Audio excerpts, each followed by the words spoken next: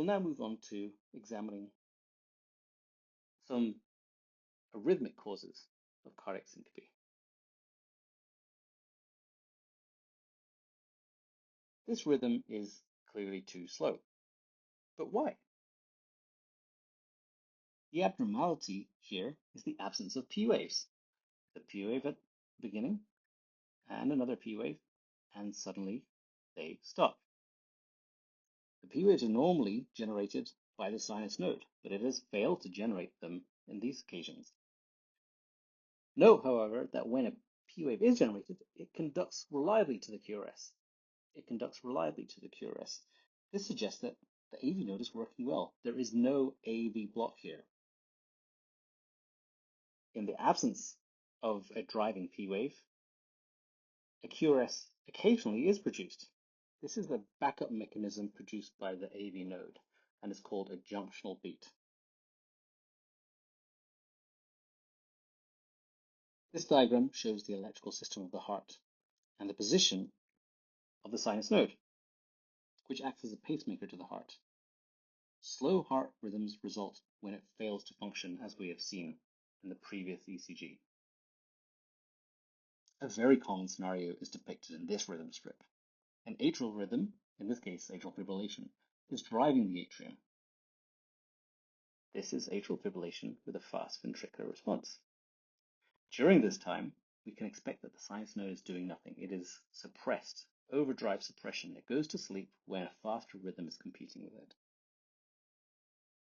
When atrial fibrillation stops in a patient with a dysfunctional sinus node, it takes too long, the sinus node takes too long to wake up and restart.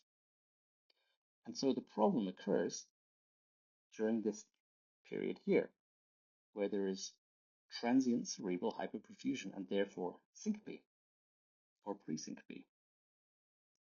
So this patient has both a fast rhythm and a slow rhythm, a tachycardia and a bradycardia.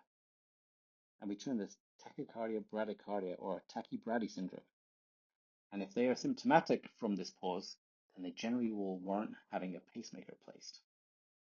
This is because this fast rhythm needs treatment, needs slowing down with something like a beta blocker, but that beta blocker will remain in the bloodstream and still affect the heart when the atrial fibrillation stops and will just make these pauses even longer. So you need a beta blocker or a rate limiting drug to slow this down, but a pacemaker to speed this up. Let's look at other causes of slow heart rates. Disease in the AV node or the bundle of His, which is directly below it, can cause atrioventricular block. On the ECG, this is denoted as the interval between the P wave, which is the atrial muscle activation, and the QRS, which is the ventricular muscle activation.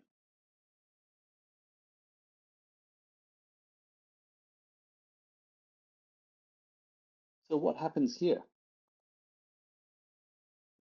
P waves are seen, as are QRSs occasionally, but there are P waves that are not followed by a QRS. Another observation is that the PR interval is not the same. It gets longer and longer and eventually does not conduct. Then it starts again. The PR interval prolongs, and keeps dropping, and that cycle keeps repeating. That pattern of PR prolongation happens in everybody, even young healthy people. Though in young healthy people, this happens only at very fast heart rates.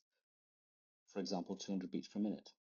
And it's a feature rather than a flaw. It's a feature designed to protect the ventricle from going too fast if the atrium is going too fast. Now, this is considered dysfunctional on the previous ECG or diseased when it occurs at what are otherwise normal heart rates or slow heart rates. It is termed Mobitz 1 AV block or Wenckebach behavior. And the disease is in the AV node, not the bundle of His, the AV node. Often patients have no symptoms with this. In fact, if they are asymptomatic, they do not require a pacemaker, as this does not progress to complete heart block. In this ECG, 3 of every 4 P waves conducts to the ventricle. That's the same ratio as the previous ECG. The difference being that the PR is fixed in length. It does not prolong, but suddenly drops. There is no prolongation of the PR interval before the P wave fails to conduct. This pattern is known as Mobitz 2 AV block. It is due to disease in the His-Purkinje system, not the AV node. This, in contrast to what we previously saw with the Wenckebach or Mobitz 1 behavior, in contrast to that, it does require a pacemaker, even if the patient is asymptomatic. That is because this can progress to complete heart block unpredictably. So if we take our ECG again, this is a patient who is asymptomatic with Mobitz 2 requires a pacemaker when Mobitz 1 patients do not. Let's take a look at our patient. Initially, 3 of the 4 waves conduct to the ventricle, or 3 to 4 conduction.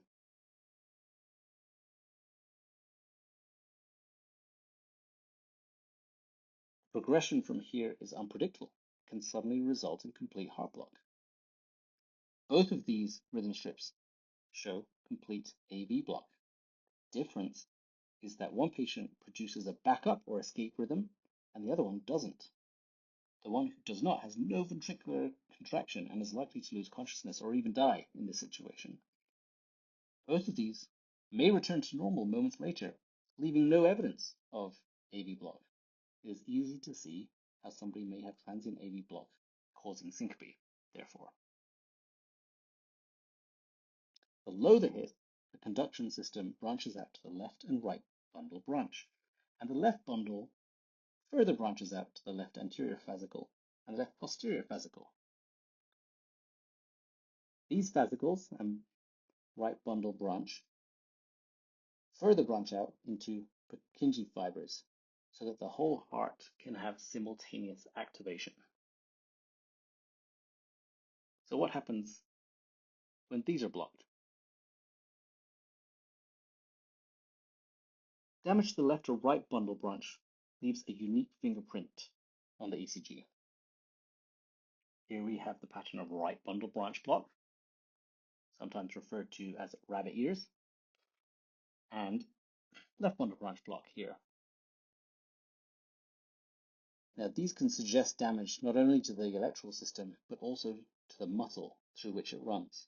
For example, a large anterior heart attack may kill muscle cells and the conduction system in the region of the left ventricle and its left bundle branch. So often, somebody with a left bundle branch should be seen by a cardiologist. The right bundle branch does not confer a poor prognosis like the left bundle branch does. There are ECG fingerprints also for damage to the left anterior and left posterior fascicles. These are subtle because unlike left and right bundle branch block, these don't result in wide QRSs.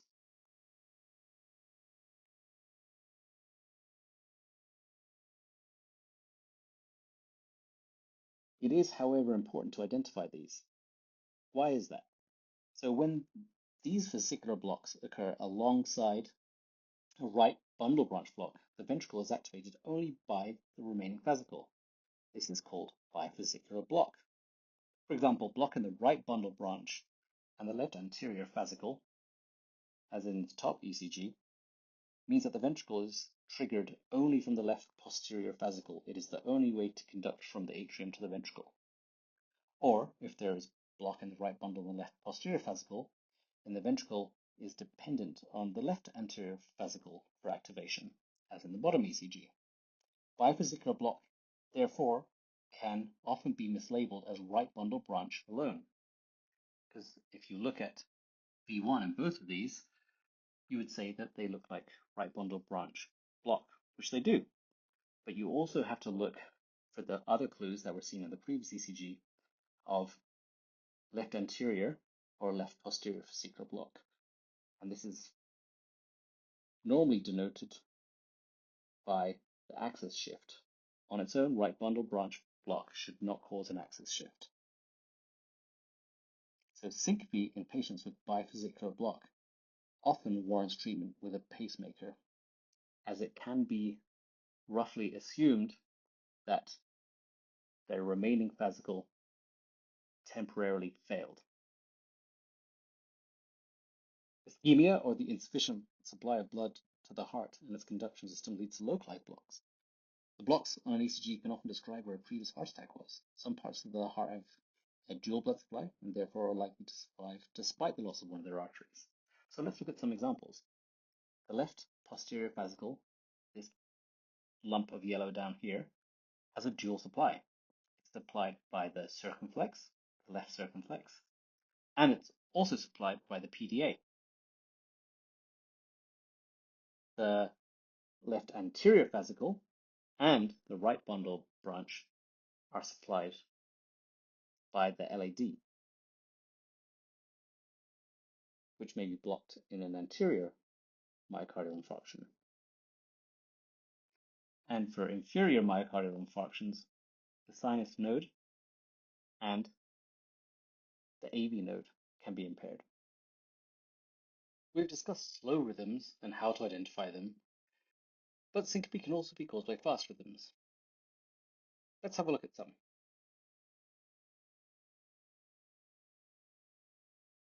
This is a rhythm you'd hope not to see. It's polymorphic ventricular tachycardia, and most often it results in cardiac arrest. This is the start of polymorphic VT. What might we expect to happen next?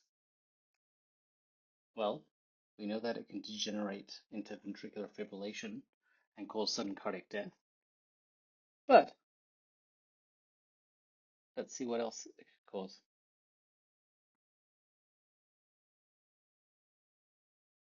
You can see here that it stabilizes transiently into sinus rhythm.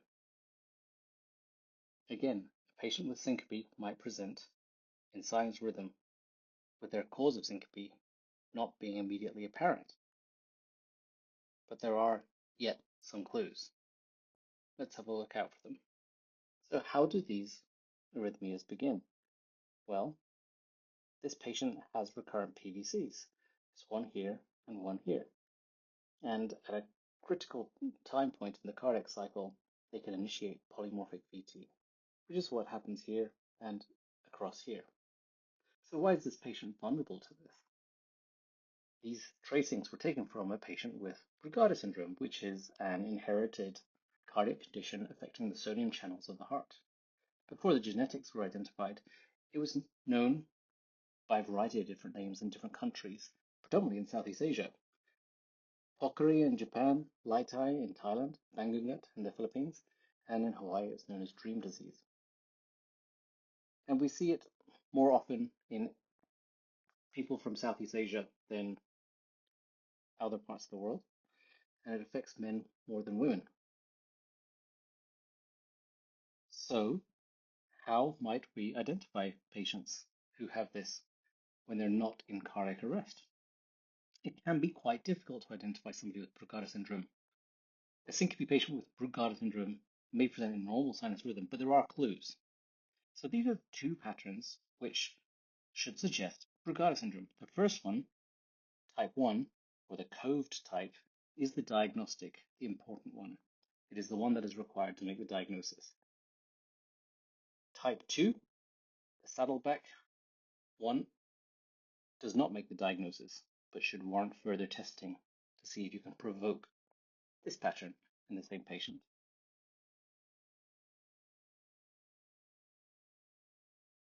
Typically, further testing is required for patients suspected of Brugada syndrome. The gold standard is injection of a sodium channel blocking drug such as adrenaline to make the pattern more apparent.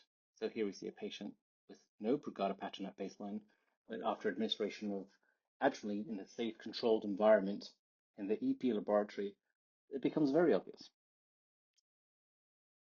The same could be said about having a high temperature.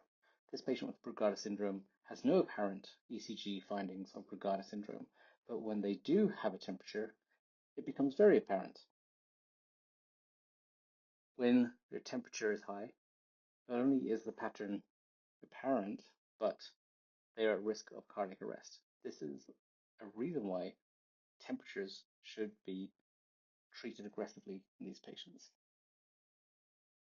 Special placement of ECG electrodes at a higher position on the chest precordium can make the pattern more apparent also.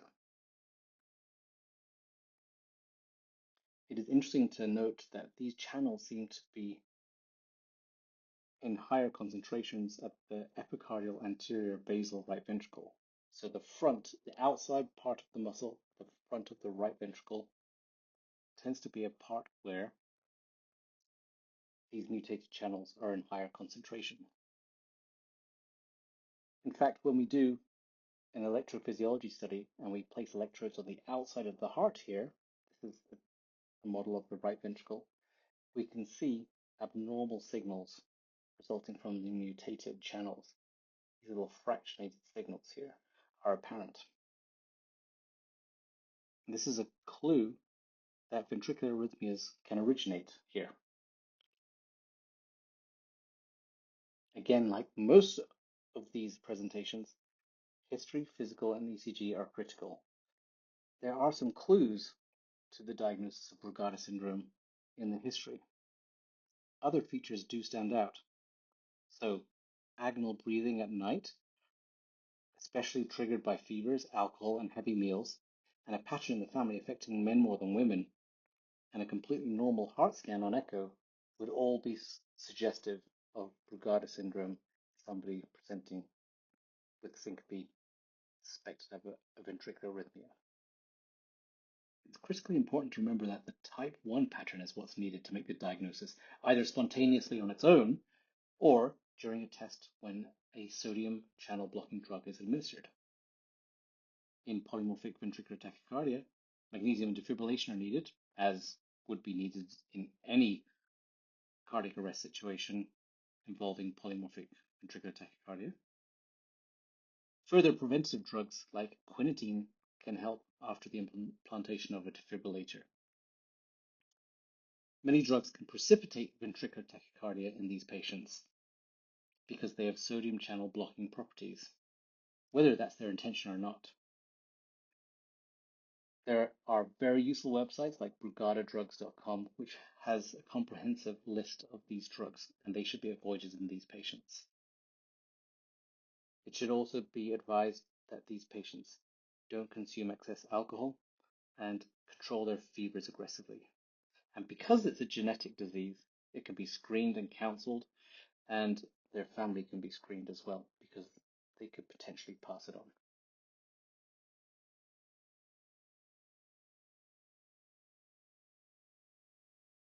Here's a young patient on antibiotics presenting with syncope. Looking at the ECG, what might be the cause of their syncope?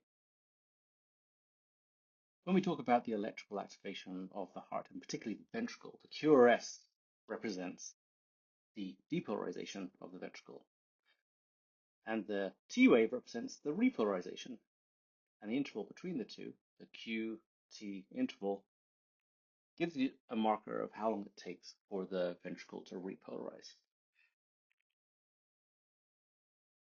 Genetic abnormalities in the potassium or sodium channels can impair this repolarization and result in a long QT, a prolonged repolarization. The repolarization is impaired. Three of the most common are long QT 1, 2, and 3, imaginatively named, each with distinct shapes of a long QT. If you look at all of these, each is more than half the R interval. So if you take the time between one QRS and the next, it finishes after the halfway point. That's a quick and rough way to identify a long QT. People without these genetic mutations can have a long QT also, but this is normally due to illnesses or drugs and is termed an acquired long QT. And the treatment for that is remove whatever caused it in the first place. The Schwartz score is a scoring system to identify different attributes and come up with a likelihood of congenital long QT based on ECG and history findings. Most of the things we can do at the bedside on first assessment. Like Brugada syndrome, a drug challenge can also help to diagnose long QT. This strip shows why long QT can be a problem. Here we see the initiation of polymorphic ventricular tachycardia, and in the end it degenerates into ventricular fibrillation. This polymorphic VT in the context of a long QT can be called torsade de pointe, which is twisting of the points, which has this recognizable pattern of increasing and decreasing amplitude. Could this have been predicted or even prevented? Well, let's see what was recorded on telemetry an hour earlier.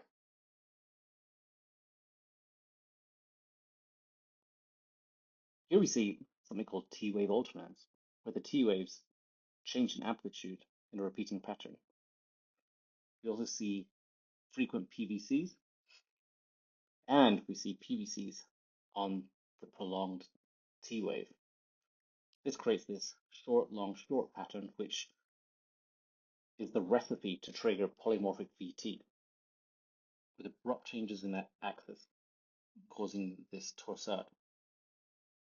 In general, a PVC on the T wave is a reliable way to trigger polymorphic VT, and in long QT, there is a lot of T wave to land on, and hence increased risk. In fact, this patient was on methadone, and had this been recognized an hour earlier, the drug could have been stopped, magnesium administered, which may have prevented this. So to bear in mind some of the key points in managing people with long QT. The first thing is to stop precipitating drugs. There are many of these, too many to remember, in fact. So there are some good resources, such as the website Credible Meds, which has a long list of drugs that prolong QT. These QT prolonging drugs can cause a long QT in people without a genetic disease and can make people with a genetic form of long QT have an even longer QT. Giving IV magnesium while on cardiac monitoring is appropriate. Defibrillating people in cardiac arrest as needed. Slow heart rates prolong the QT, so by pacing them faster or making their heart rate speed up either by a transvenous pacemaker or isoproterenol to speed up the heart rate, that can shorten the QT and lower the risk of having polymorphic VT. And antiarrhythmic drugs such as beta blockers and mexiletine can prevent recurrences. And normally a cardiologist will be prescribing those at that point.